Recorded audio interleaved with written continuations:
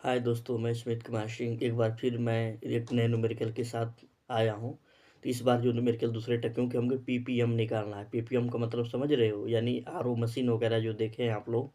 जो टीडीएस जो होता है, टीडीएस के बारे में आपको पता होगा। उसमें जो मशीन वगैरह फिल्ट्रेशन वगैरह जो होती हैं, यानी टोटल डिजॉल्व इन सॉलिड होता है। इसके बारे में टीडीएस के बारे में, यानी पीपीएम को होता है पार्ट्स पर मिलियन होता है। इसके मतलब पार्ट्स पर मिलियन होता है। तो उसको मैं कैसे इसको सॉल्व करूँ, कैसे इसको एक्सप्रेस करना है, सबसे पहले मैं इसके बारे में पहले क्वेश्चन को समझूंगा।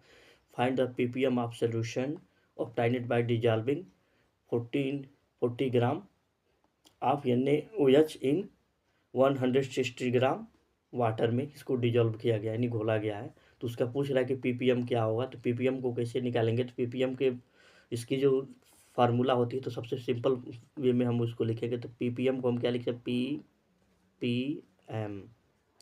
तो पीपीएम इक्वल टू होता है क्या, इसका जो वेट होगा WA, और यहाँ पे हो जाएगा WA प्लस WB,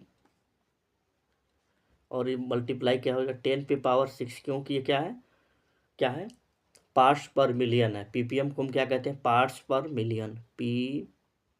P&M को हम क्या कहते हैं, पार्ट्स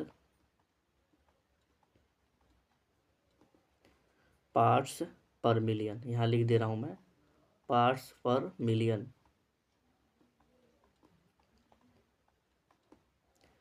देखो जो पार्ट्स पर मिलियन जो होता है, तो सबसे पहले इसकी जो वैल्यू जैसे 100 में हम मल्टीपल करते थे, यहाँ पे 10 पे पावर क्या हो जाएगा 6 हो जाएगा। अब 10 पे पावर 6 का मतलब होता है यहाँ पे 1 2 3 4 5 6, यानी इतनी नंबर से हम क्या करेंगे, इसका हम निकालेंगे पीपीएम को कैसे कैलकुलेट करते हैं। तो सबसे पहले हम WA का मान इसमें दिया क्या है, WA का मान क्या है 40 ग्राम है। 40 ग्राम को मैं लिखूंगा, उसके बाद से इसको आगे क्वेश्चन को आगे बढ़ाना है। तो सबसे पहले ठीक है।